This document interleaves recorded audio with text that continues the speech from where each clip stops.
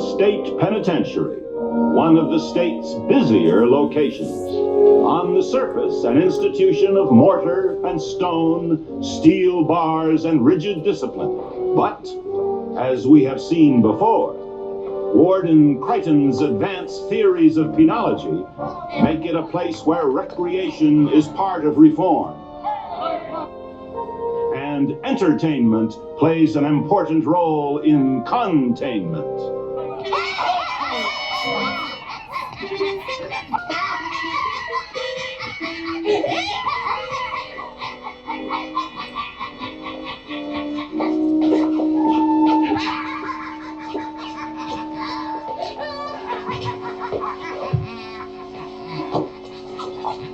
There's a joke on you, you fiend!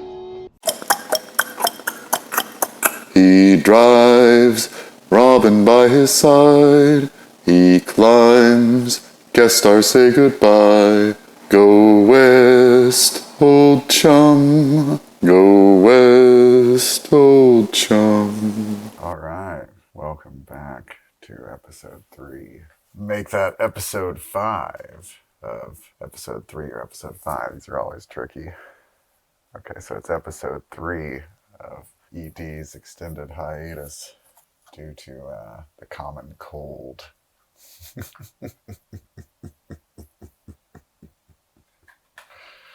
And so I'm now looking at, once again, at my favorite of programs. I'll tell you what was a good program. Reversal of Fortune. I finished watching the movie Reversal of Fortune. It's a 1990 film with a very funny performance by a few actors. Yeah, just a good script with like cynicism, skepticism, the unknowability of people, gossip, detachment, what different words mean to different people. But that brings us back to, speaking of what different words mean, I think we can all agree that Batman is the best, and he's in color for episode 5. We have the Gotham State Penitentiary. Something tells me we're going to be talking to Warden Crichton again. Oh, one of the state's busier locations is this prison. William Dozier's narration at the beginning of this episode is really good. This is really man, he's the best part of the damn show other than Adam West. Warden Crichton's advanced theories of penology. Recreation is a part of reform for Warden Crichton. Look at the beautiful, these, so essentially we have a softball game going on in the Gotham's penitentiary. Gotham State Penitentiary has a softball game going on at 3 o'clock. Cell Block 4 will be playing in Cell Block 8. And there is an ace pitcher's duel between Barnett and the Joker. Let's hope that Barnett isn't some ringer from the N-word leagues that the Joker can't best. Alright, so the Joker throws a strike, and he's going to throw against Barnett here. He's really pitching a pretty good game here, Cesar Romero. I have to say that so let's look at the Cesar Romero's skills as a baseball player. I gotta say that's not a regulation length between, I don't have a ruler, but unless Cesar Romero is quite the tall man, I would not say that's a regulation. Even in the kindest of softball leagues, pitching, he's not really up on the pitching mound is an advantage for the pitcher, but I guess it just seems like they're out and got some dirt out there. Not much of a field for the guys at the penitentiary, which is fine, but they have bleachers that they probably made themselves, and he's pitching from far too short a range. This is slow pitch softball. This is not like a fast pitch ladies league. Like you see in the ladies penitentiary, you would see some real softball. Who's this new guy? There's a new guy hanging out with the Chief O'Hara that is some other prison official. And Chief O'Hara is regaling him with what a good job he thinks that Warden Crichton has done reforming the Joker. And all of his modern reforms, guys, this has his modern penologies. And Chief O'Hara says that he never thought he'd see the day when the Joker would be content to play baseball rather than plot a prison escape. Well, little do you know, he's not playing baseball, he's playing softball. This is another good time to look at, this is our first look at Cesar Romero. I watched an old movie with Cesar Romero in it recently. Really old. Let's check out, when I say really old, course, we know there are no old movies because movies have only been around for like 100 years. So when we say old movie, we mean before for our lifespan. Yeah, what year was that where, because he's the bad guy, I feel like, and he's the Mark or something in the original Ocean's 11, I feel like. But it's never really been one of my faves. What was I watching him in? I've never seen The Thin Man. Title makes me self-conscious. Feel like it's putting me down. Let's see here. I didn't see Public Enemy's Wife. Ollie Baba Goes to Town. Yeah, none of these 30s, 40s movies that he's in. Really? Oh, he played Doc Holliday in a movie called Frontier Marshal in 1939 with Randolph Scott. I don't think that was the one where I saw him either. I kind of want to see that movie now. Let's see here. No. Right on Vaquero. Looks like he played the Cisco Kid in several movies. It was his big thing, was he played this Cisco Kid. He's no kid here. What was the movie I fucking saw him in? I guarantee the movie was from before 1950. Well, might have to let that go. He was in a movie I saw one time. Enjoy. He was on the TV show Brandon. I thought I made it up in the movie The Big Lebowski, but it turns out that was a real show. I feel like I know so much. Turns out not at all. He died in 1994, age 86. I'm kind of confusing with Ricardo Montalban. Where is Warden Cricht in this episode? He's just not around.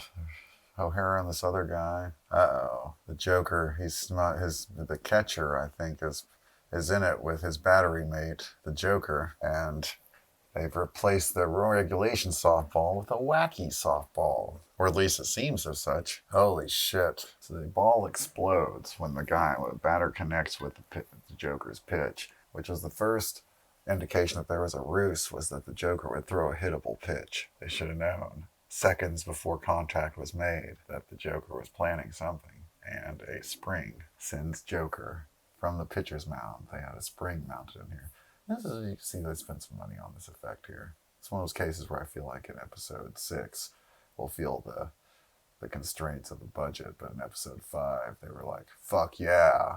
Yeah, the spring sound effect is pretty funny with the Joker. The guard, he tries to shoot with a pretty old-timey rifle, and he doesn't, see, he's got like a 22 or something there. I don't know what the hell. Doesn't look like a kind of rifle I'd want trying to kill or even maim a man. But he aims it at the Joker, and then I don't know what the stopping power on that bullet from that gun would be. Probably pretty good. Now we're back at Gotham City Police headquarters, where Commissioner Gordon, and that'll be today's profile in Westing. We'll find out where Commissioner Gordon comes from. All right, wait. What's funny is a guy like Cesar Romero's time, Flads, things and stuff. It's like, you'd come on TV and be the guest star and be like all this stuff as the Joker. And you'd be like, oh, you may remember him as the Cisco Kid, etc., etc., etc. But nowadays, when you look at him, he's the Joker. And then it's a far, far drop off. Let's see here. So we should probably look up what this episode was. Not that the guy changes. Neil Hamilton as Commissioner Gordon. All right. So he died in 1984, 85 years old. Let's see where he comes from.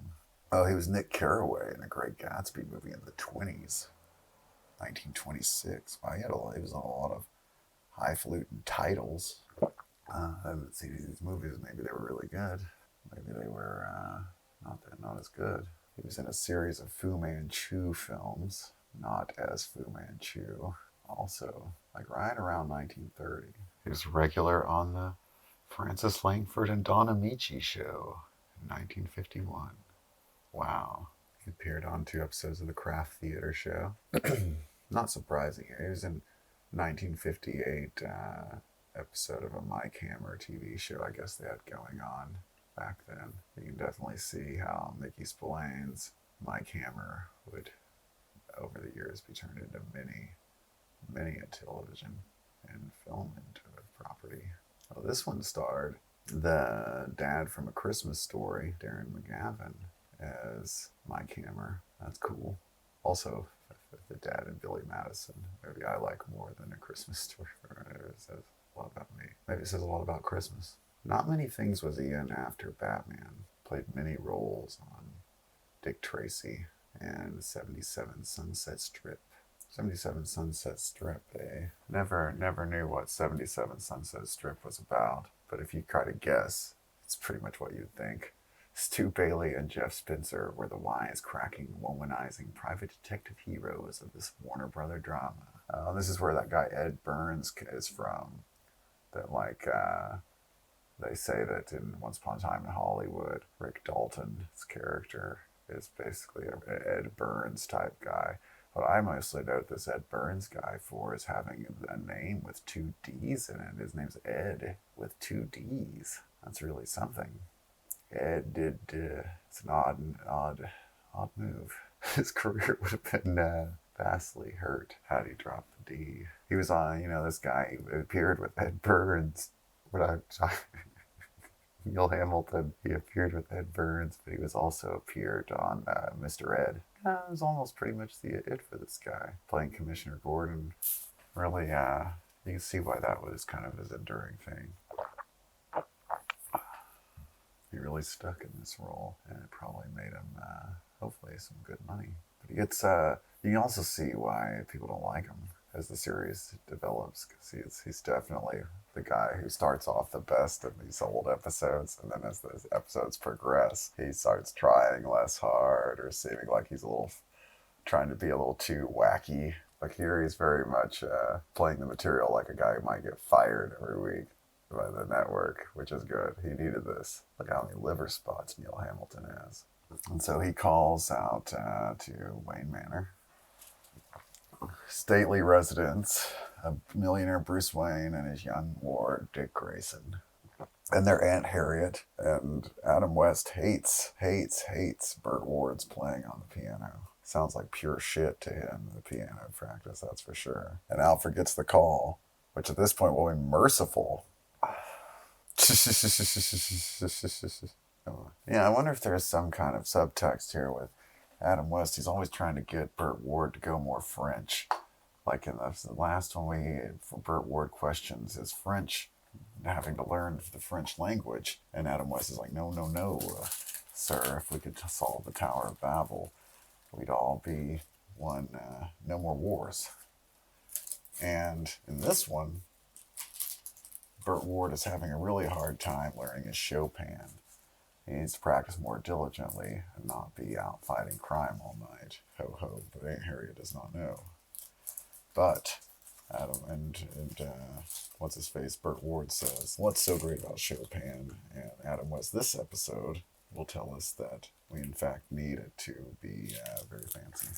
And it's the universal language, and we can solve wars through music, which was the idea that was brought back to us in the movie Close Encounters of the Third Kind, when Steven Spielberg and Paul Schrader stole from Adam West. Well, here's something. The first, I don't know if this one will probably be the same thing, but in the first ones, they were written by a guy named Lorenzo Simple Jr. This guy, Lorenzo Simple Jr., he's who we really should have been having a profile listing, because he ends up writing the fucking Parallax View and other stuff too. Like Lorenzo Simple Jr. turns out had a pretty damn good career. Like he wrote 3 Days of the Condor. That's even better. And he wrote the Flash Gordon movie. Yeah, and he's credited today as like one of the people on Condor, of course, because they have to pay the money to the old 3 Days of the Condor. My goodness, 3 Days of the Condor, that's a fucking good movie. Wow, he had a lot of good thrillers after Batman. So he wrote 14 episodes, all in the first season. So we'll see if this is going to be Lorenzo Simple Jr. script or not. And Alfred, because he gets the call from Commissioner Gordon, he comes in says he has a snack master dick. And that's a cue. No, it's not. That's just an excuse for Alfred to come in and tell Adam West about the bat phone without seeming weird and alerting Miss Harriet. Oh, so there's a bulk. So he says they need to get a move on. So Adam West, he tells Burt Ward that they need to get a move on to go to that ball game if they're going to make it on time. And I guess that they had been thinking about, well, what the fuck, Joker's pitching today. And so if we really want to be good penologists, certainly we need to know about this and be abreast on if in this big pitching thing the clown prince of crime, he will try to pull something as well. He did. He did try to pull something and escape. Miss Harriet says that Dick Grayson has no appreciation for the finer things in life. So he wants to run out on Chopin for a ball game. So this is where we go to the bat polls yet again. Adam West talks to Commissioner Gordon. That's the only thing about Adam West's clothes in this one. I feel like every episode, the direction of the series gets a little more assured. Adam West's clothes a little less thought put into. What do we have here? Let's examine Adam West's clothes. We've got a V-neck sweater, which is pretty good. Pretty cool. Pretty cool. And he's got a shirt and a tie under a V-neck sweater. No. I think you're going to wear a shirt and a tie under a sweater. My thing would be, don't go with a V-neck or a circle collar. Have another collar that buttons on the sweater to create some sort of psychedelic, endless collaring effect. And you can put a scarf even to break up the colors. And if you imagine if you had a scarf and a color between every layer of collars on this never-ending collar stream, you wouldn't know where the collars ended and where Adam West began. Now they take their respective bat polls, and we get the opening credits. Now we'll find out if this one was written by Lorenzo Semple Jr. And 3 Days of the Condor holds up. It's a pretty damn good action movie. One of those movies you actually have to watch. You can't just watch the dialogue because it's listen to the dialogue because it's so action based. Oh wait, I didn't even watch. Oh man. So what we see in this episode is that Lorenzo Semple Jr. is not the writer, and the butler did not do this one with the directing because if they switched everything up on us for episode 5. Robert Dozier, the narrator of the show. No, wait, he's probably the brother of the narrator of the show, because the narrator of the show is William Dozier. Who wouldn't get that wrong? Yeah, this bears more investigation. There's seasons. Hey. Oh, this is the movie. I'm looking at the old 60s movie of Batman that accompanied the television program. That's why it won't tell me about episodes. But, man, this is really pissing me off, because now in 2022, when I go on to IMDb and I look at Batman, no longer is Batman the one I'm watching, even among the top things that it brings up on IMDb anymore. Wait, this is the fucking movie again. Where's the fucking show? Oh, here we go. It's a pretty sad world where this version of Batman isn't like one of the top 10 Batmans. More like top 1. That cursed utility belt again. I swear by all that's funny, I shall never be foiled by that insidious, unconstitutional device again. Certainly these films have never been even close to approximated in other live action or animated, or even in the print Batman. There's no way you could beat Adam West and Burt Ward and Neil Hamilton and Madge Blake as Aunt Harriet. So really it seems like our buddy Lorenzo Semple Jr., we waited one episode too late because Robert Dozier, he took over the writing duties on this episode. The Joker is wild.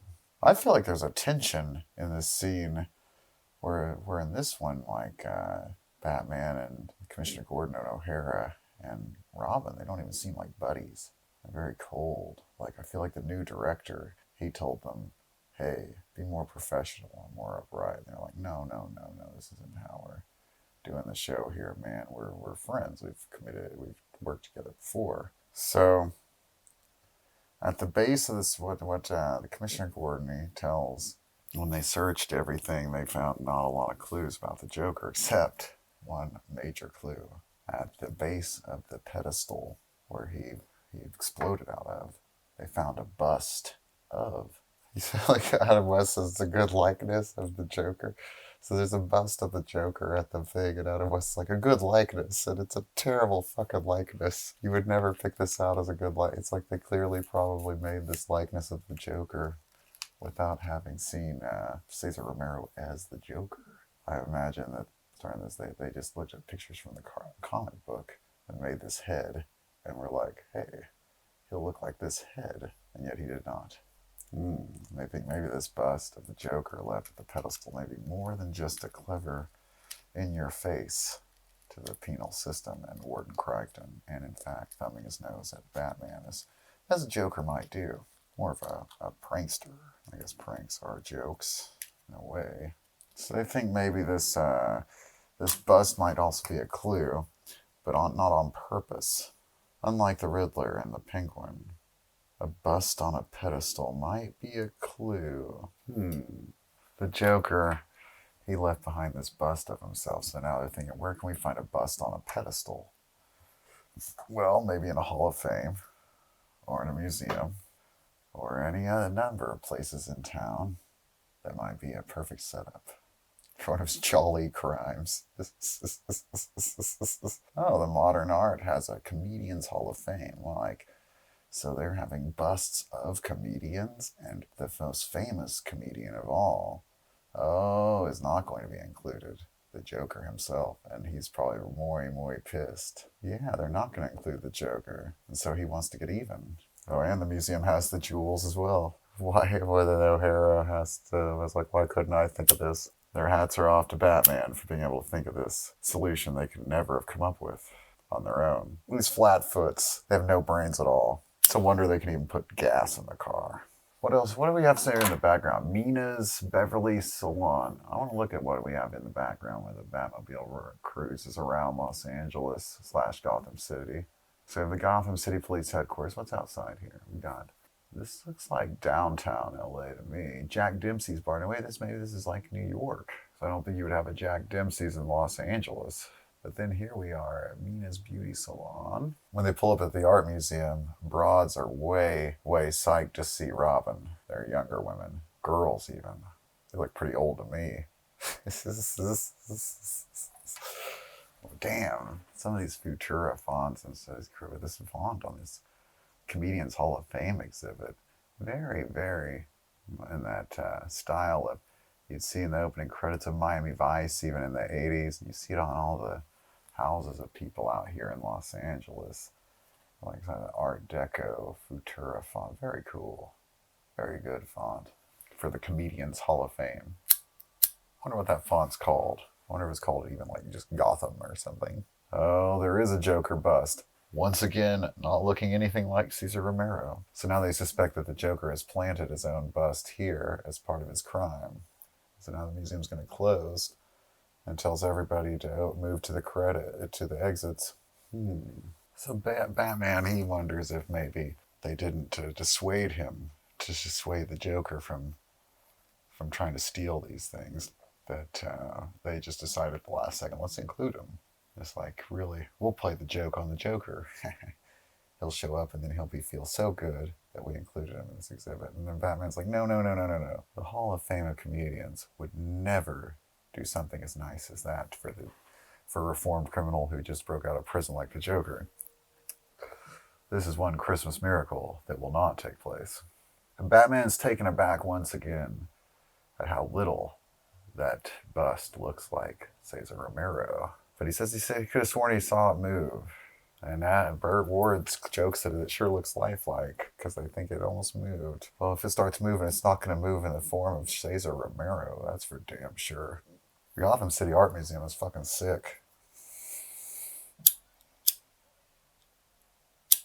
That is one thing that is pretty cool.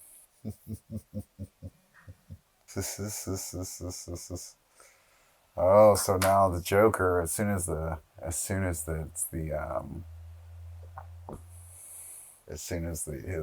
this museum closes, he just comes out from behind his bust. Wow, what a strange surprise that he wouldn't come alive as it is all, because it looked nothing like him. Let's see here. But then, not only that, he has henchmen just hidden behind all of the busts of these other people. Oliver Hardy, he just blows some smoke, and these guys just step out from beside them. Stan Laurel, Ernie Kovacs. Ernie Kovacs really hasn't lived as much in our memory as W.C. Fields, Laurel, and Hardy. Was Ernie Kovacs the thing that he made like a lot of like noises? Well, now that they're out from behind their busts, the names only apply to them in that regard. Although Laurel does seem to be the thinnest. Other than that, they all wear the same kind of, they wear cabbie hats and sweater vests. They're not dressed as cosplaying as their namesakes for their busts. They're dressed more like they're going golfing. No break-ins at the... so Batman starts to think maybe they're not breaking into the museum. Maybe they're breaking out of the museum. And this trick-or-treat... So the Joker is stealing all these jewels. And this is when our first looks at...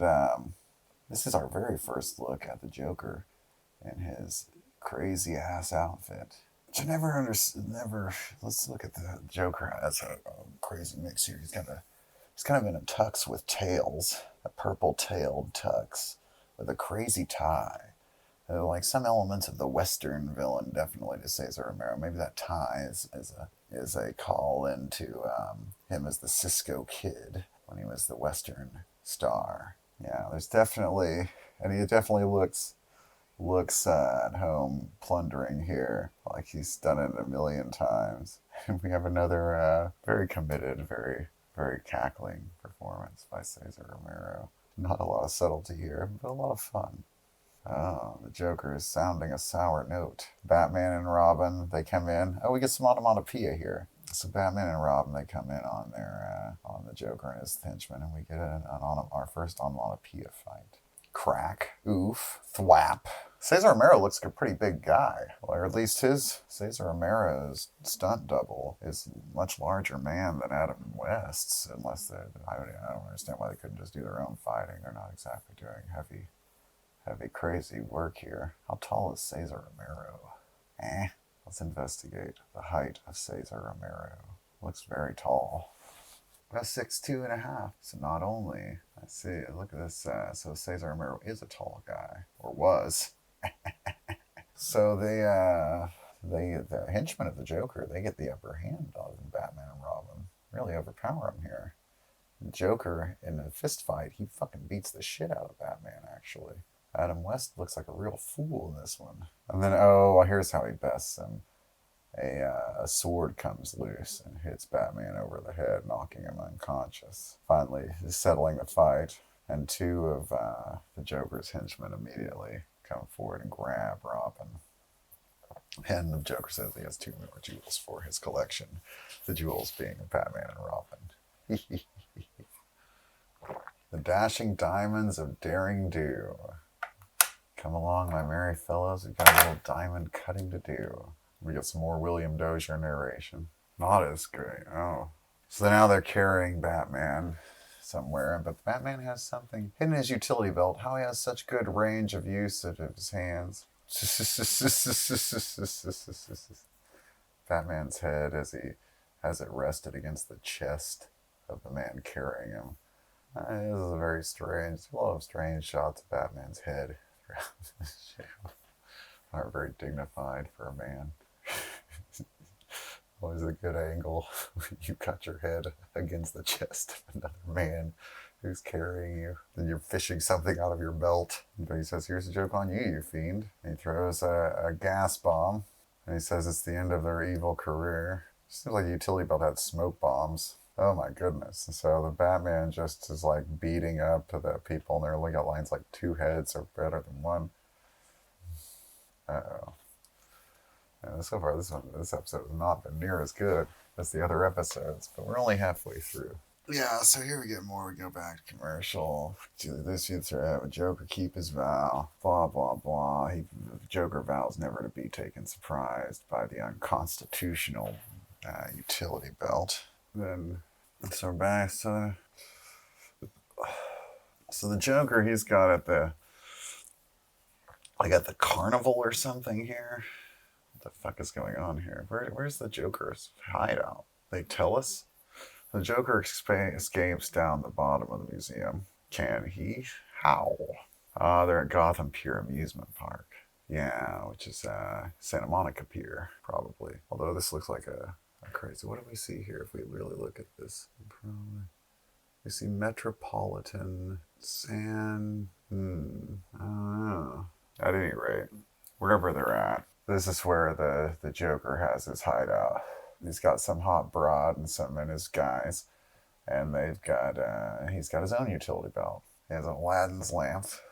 And and the lady, she makes wishes, things upon his own Joker utility belt. And the Joker's always doing crazy things, man. We may never get to the point where we're watching season 3 or at anyone's where we have the cool Joker car, the Joker mobile. But maybe the only thing that stacks up at all to the Batmobile from this show is the awesome Joker mobile. At any rate, his Joker utility belt, very much like Batman's, maybe slightly better. So his lady wants a cruise on the SS Gotham, and Joker says his utility belt will get her the whole ship. SS Gotham, the new super luxury liner, going to be launched this Saturday. Yes! Gosh, you think you could use your utility belt to get me a cruise on the SS Gotham? A cruise? Mere petty pilfering. I'll get you the whole ship. What?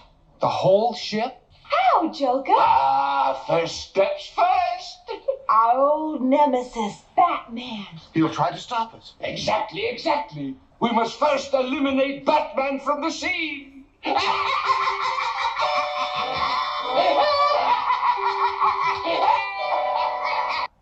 This is a weird scene.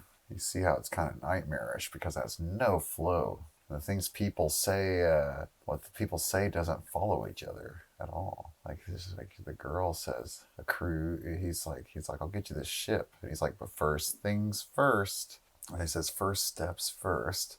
And then she makes the connection that he means Batman.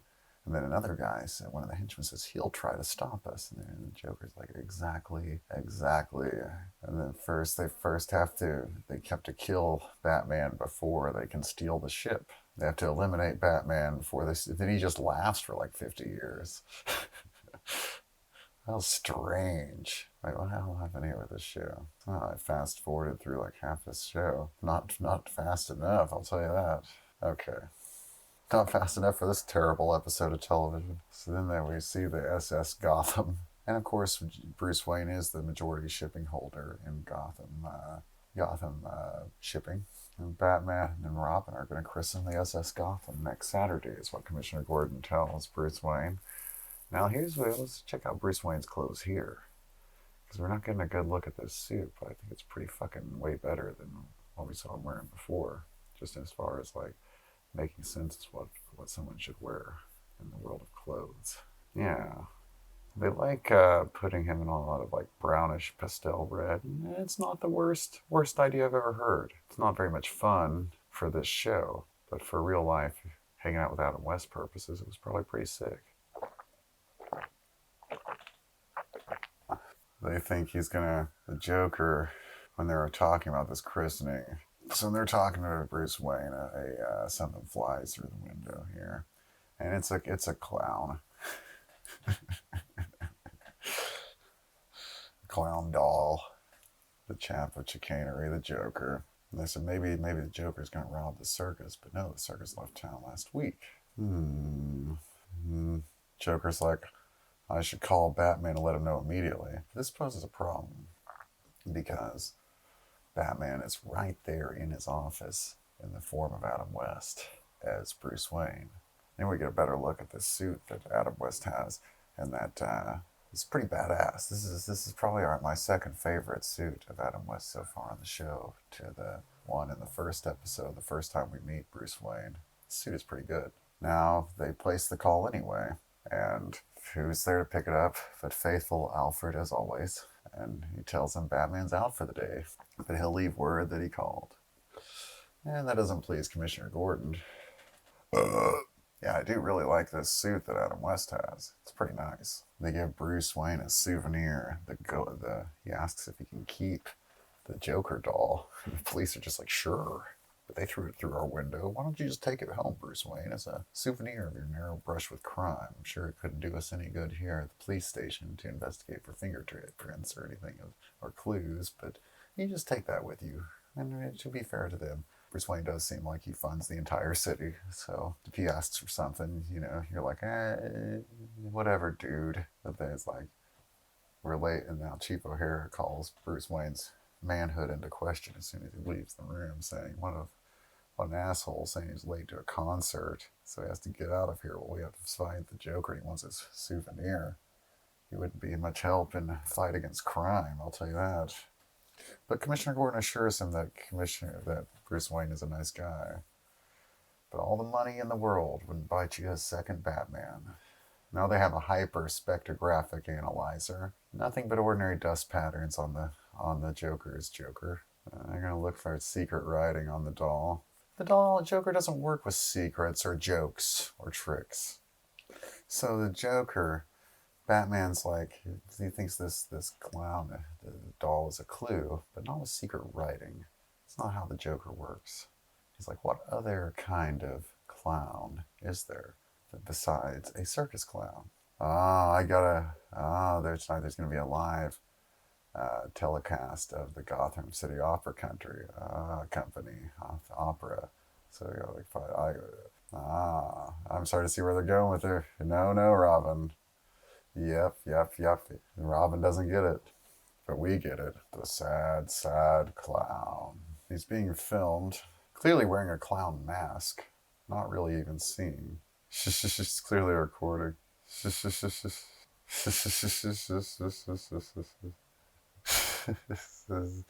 You got some guy pantomiming here to the thing here. To a guy singing Pagliacci is what have you. And the guy is a drunk guy in a bar trying to put the moves on a broad that looks vaguely like Shirley MacLaine. Probably not Shirley MacLaine. The guy's drunk. He says he always loved the song.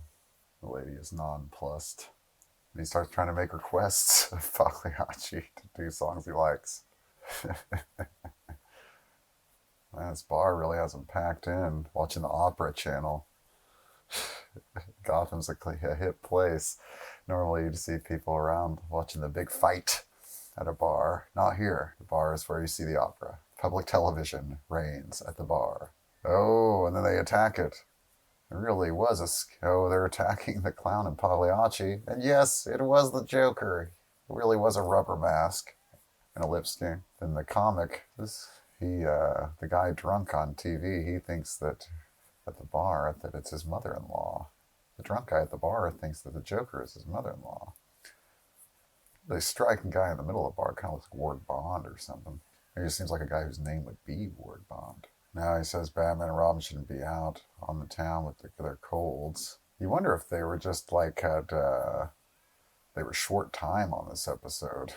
They just filled in this drunk guy with lines. Really, the Joker, Cesar Romero, is the only one who seems happy to be here in this entire episode. So he's going to unmask Batman and Robin on live television. And we have some William Dozier, and that's the end of episode 5. Even after starting off with really good narration, it's like even the writing on this episode petered out. It's like in the first 5 minutes, it was kind of good. Then it went way downhill. He was like, just pass me some scotch. You really see why they weren't too excited to get together and do any of this material. Who is the guy playing the inebriate there? That's the thing. He wasn't too good either. Dick Curtis is the drunk guy at the bar who said that Batman looked like his mother-in-law. Or no, the Joker looked like his mother-in-law. Dick Curtis. Let's see here. There are many Dick Curtises. Oh yeah, this is definitely the guy. I guess he played a drunk guy in a lot of things, or maybe his still frame here is exactly from that episode of Batman. Oh my god.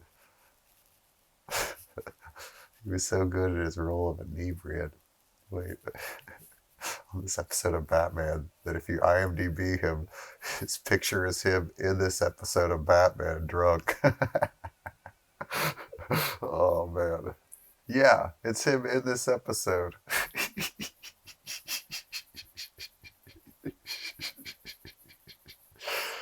So the IMDb of Dick Curtis is him playing the inebriate in this episode of Batman. Oh man, what a famed career. Never got better than this. He's not good in this either. He was a regular performer on the Jonathan Winters show. After this, he was a regular performer on the Ray Stevens show. Oh, I was going to say Dick Curtis wouldn't be writing home about his performance as the inebriate, but apparently his file photo is his performance as the inebriate. So he wrote home about it often. This is the most key work of his life. You may recognize him as the inebriate on episode 5 of Batman. Oh gosh. I think I'd rather be known as the drunk on this than a regular on the Ray Stevens show, for sure. Wait, what's going on with this? There we go.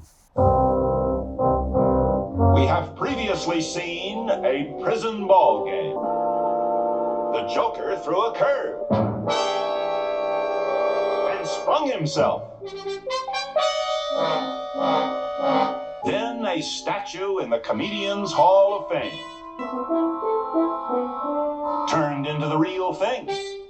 Fabulous jewel collection, saved by Batman and Robin.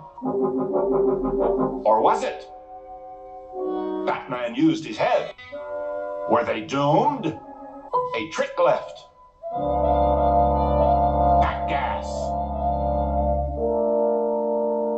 But the Joker had a utility belt too. He clowned around and was unmasked. It was a gas. No, only sneezing powder. Gesundheit. The dynamic duo was helpless. The Joker decided to unmask them. The worst is yet to come. Holy serpentine, what happened? This time, the Joker gave the party.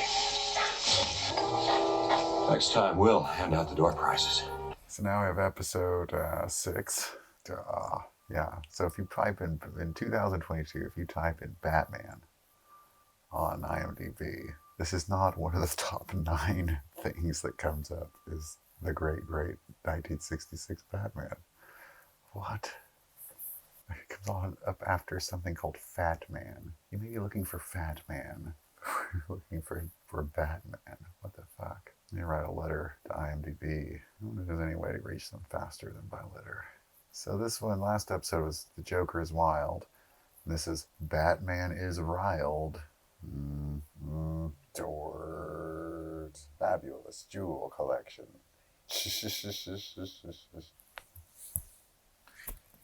Now, Cesar Romero, I don't know why they'd get him a stunt double. He does seem to be in quite good shape and spirits here. He really beat the fuck out of Adam West. Just no mean task. All right, that was a good one. Finally, some good. Joker was unmasked. It was a gas. No, only sneezing powder. Gesundheit. Yeah, there might be some William Dozier rings we have to capture from this. And of course, the worst is yet to come. I need to get some El Rancho.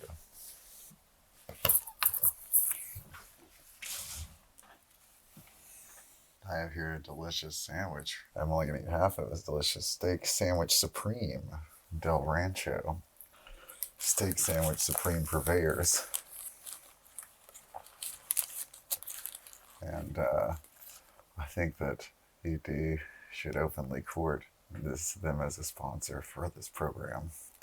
They should enhance it. So if you ever hear us say that it's not a good product, the Del Rancho Steak Sandwich Supreme, you'll know they double-crossed us in some kind of, told us no. So I'm going to make them write them a letter. Dear Del Rancho, Batman. Batman is Riled. Special guest villain Cesar Romero as the Joker. Written once again by Robert Dozier, so we know what to expect. Directed by Don Wise, not the butler. Yeah, this Joker episode, man. Now the Joker's getting away again with smoke bombs. Now he's like the Phantom of the Opera. Cackling at Batman. Oh, he's going to drop a thing on him. Ha ha ha. And the Joker will not surrender. He wants to drop a thing on Batman's head.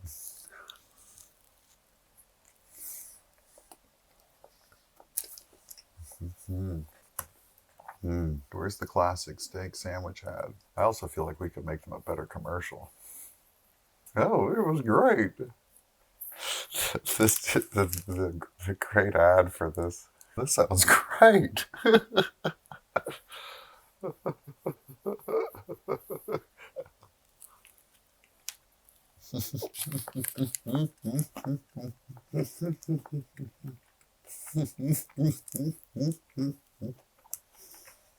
What a great commercial.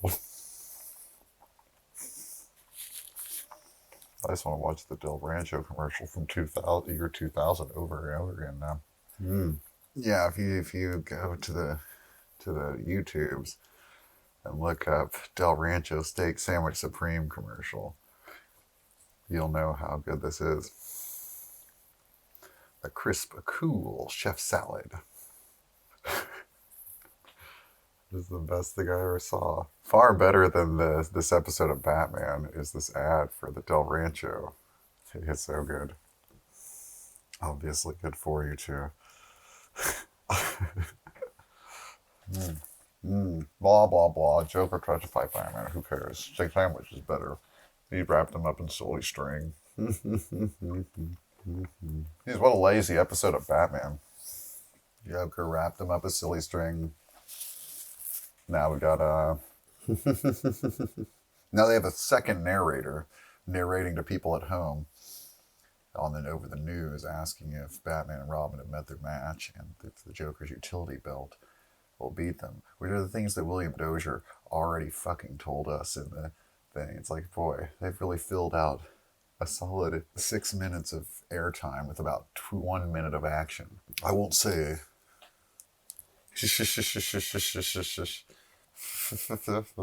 They interview Commissioner Gordon, and he has no faith that Batman will be able to survive the utility belt of Joker. And he says, heaven help us all, we're fucked.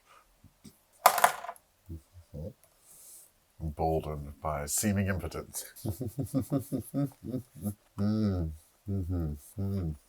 Please save us, Batman. The entire world now is in the thrall, at least the Gotham City world is in the thrall of the Joker's utility belt. It's all just battling down before it. It has confetti and smoke bombs, maybe even silly string. We're not sure, but whatever this thing can do is so even the newscaster, he says, in this hour of peril and need, perhaps all our prayers are best summed up by Saul's son Harold, just 8 years old, kneeling beside his little bed, hands clasped reverently before him. He said, God bless Mommy, God bless Daddy, God bless my dog Spot, and Batman, please, whoever you are and whatever behind that mask, please save us. You're my God. Hold that camera still. The Joker's crew is taking over the telecast now, and they're having a hard time working the cameras. But if this quality of this episode is any indication, working cameras is pretty fucking easy. So the Joker has his news show. In fact, I can't find... It's really crazy.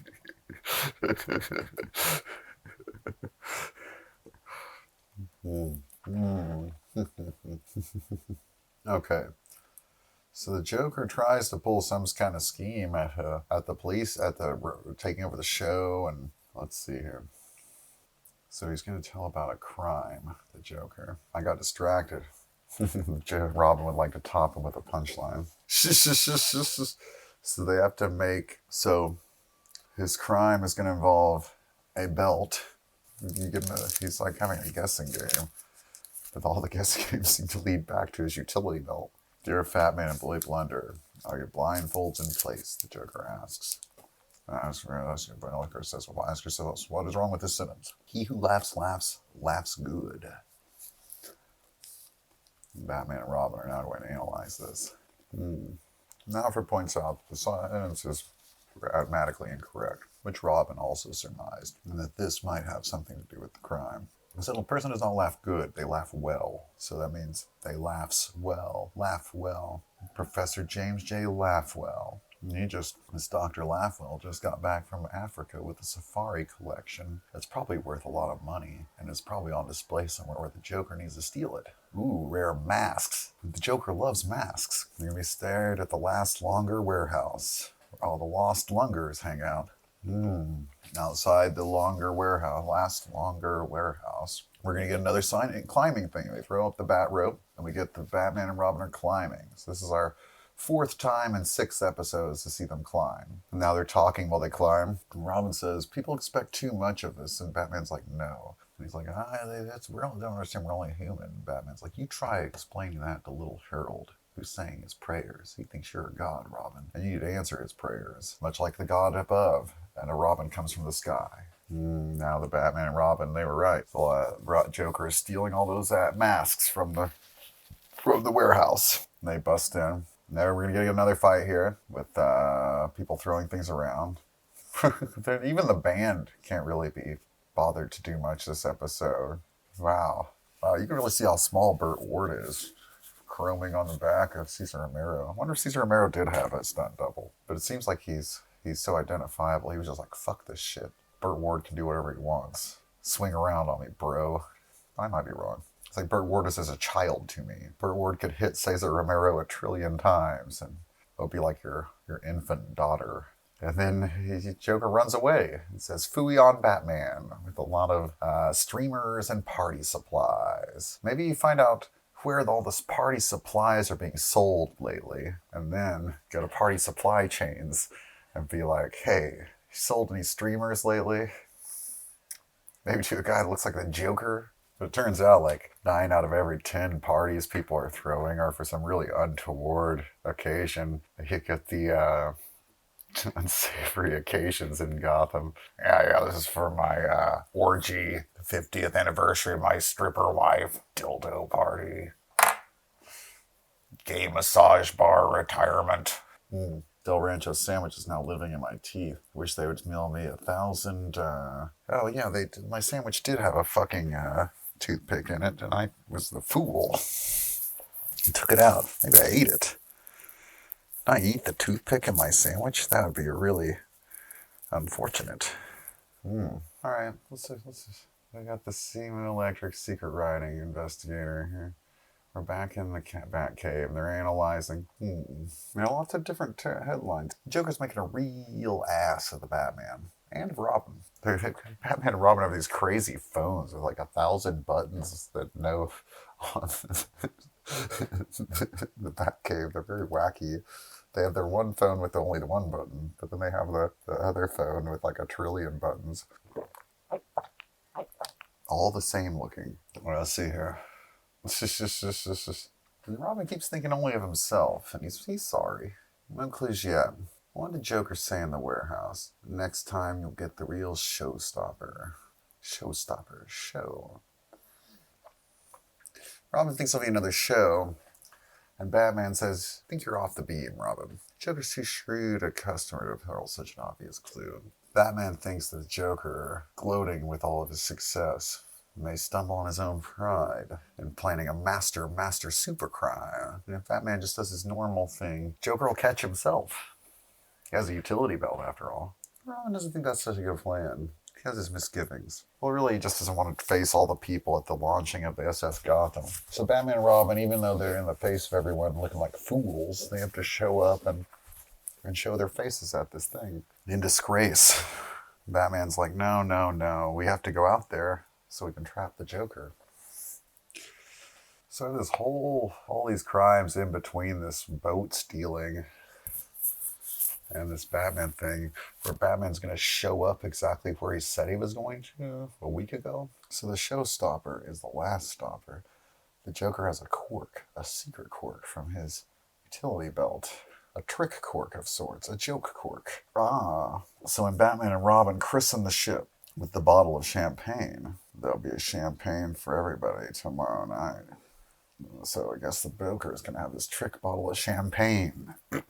Murder Batman and Robin. Something's really keeping Bruce Wayne. I'll tell you what else is keeping Bruce Wayne. I think that Commissioner Gordon might be stealing his suit and just having it let out. Few claps are back.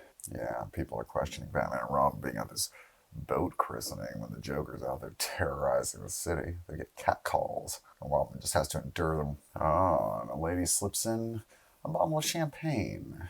Something's wrong. It says, Batman says, 1949, a very good year. Something wrong with this bottle of champagne? He examines it. He's like, no, 1949 was a very good year. But before I take this bottle of champagne or open it at all, I think I need to take some tablets. And he recommends giving one to Robin. He says it might be contagious, something that's in this. But Batman has a headache. And he says, Batman says his headache might be contagious, so Robin needs to take this pill. And Robin's like, pill, headache being contagious, like doctor's orders, old chum. So Batman's having to christen this ship with this bottle. I kind of question whether it was glass. It was like candy glass. It looked crazy. And inside was a bunch of smoke. I don't think that bottle was regular glass either. There's like smoke comes out and makes everyone pass out, including Batman and Robin, who are then led away. And here's the switch that puts Joker on the air. And the Joker's now on TV. A lot of this first episode with the Joker here is very much in keeping. I don't know about the original Joker origin in Batman or Detective Comics or anything. But a lot of this is just kind of in keeping with the 1989 Joker. He pops up in an art museum. He takes it to the airwaves. Even his shitty recliner here that he sits in is kind of reminiscent of him in his own version of the Batcave as later. Jack Nicholson. I've given a name to my pain. This town needs an enema.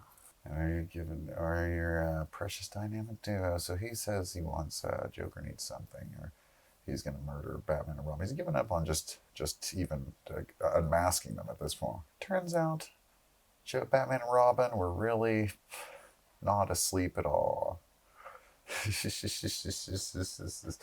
So their pills, they kept them from being knocked out like everyone else. And when Joker realizes they're not knocked out, he says, "Egads, what sorcery is this? There isn't enough paralyzing gas in that course. There should have been unconscious for hours." Now the Batman and Robin are fighting them and saying all these lines. But I don't think that these are. I think all this dialogue's been looped, especially Adam West's. He said some of it. Hell, maybe even all of it. Lots of party supplies going off here. Mild firecrackers. Oh, we're gonna get some onomatopoeia. The band's kind of awake. What are this episode's onomatopoeia? Awk. Bam. Crunch. Eow.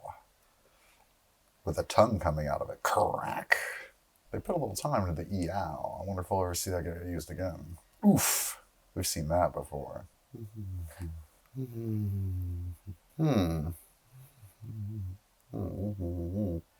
Oh, wait. So Batman and Robin, they catch everyone. They round up all the criminals. And the lady tries to get away. And Batman says, "I'm afraid you're underestimating him." She's like, "Couldn't we talk this over, handsome?" Poor deluded child. Back to commercial. Now at Wayne Manor, everybody's going to sleep peacefully, according to the guy. And his small son, Harold, has been assured. The newscaster's small son, Harold. And he said, "There is a Batman and a Robin Boy Wonder, and they are your god, and they saved everything." And Fred will be back with more Joker news after the commercials. And Aunt Harriet tries to lead Dick away, and Dick's like, "No, I want to hear more about the Joker." And Aunt Harriet, she can't even believe that Bruce Wayne would let Dick Grayson, a boy his age, hear about such sordid goings-ons as the Joker's been involved in. And Adam West gives Dick Grayson a nice wink. This is golly G minor. Do I have to learn more piano?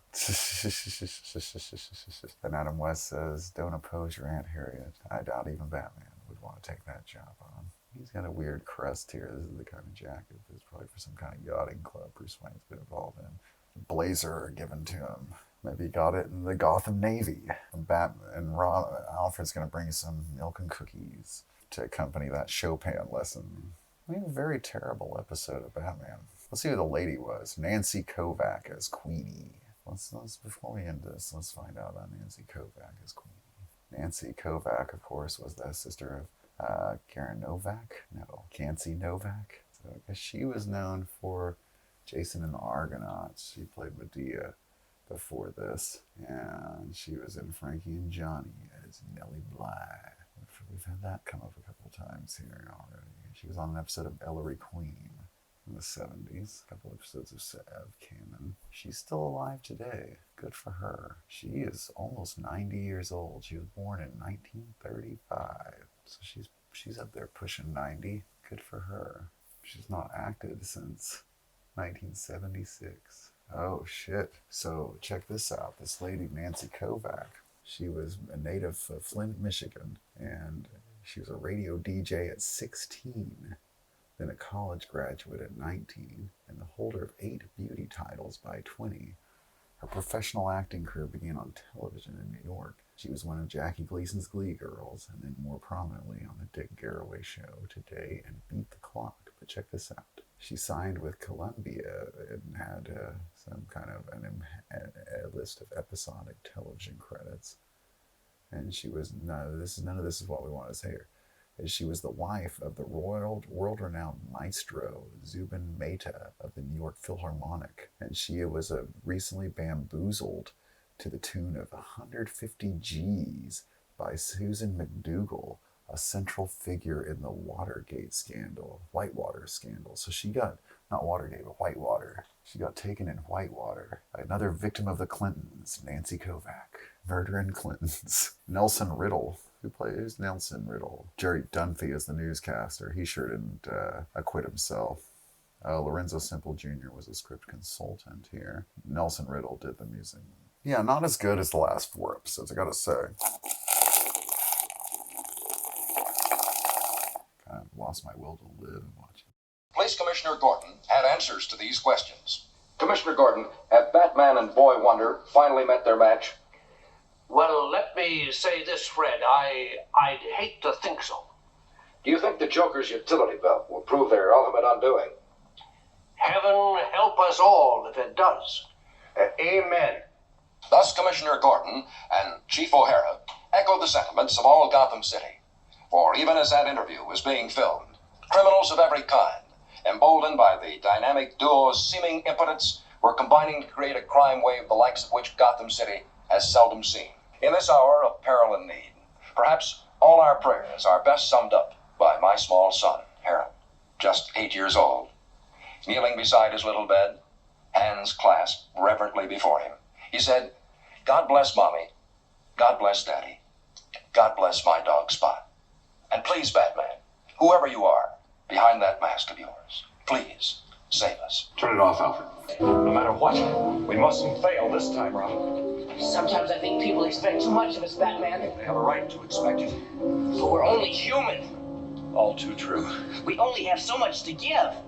Try to explain that to little Harold kneeling beside his bed saying his prayers. That's not your belt. No. It's a clever replica of the Joker's utility belt. But how? He must have slipped it on me during the struggle.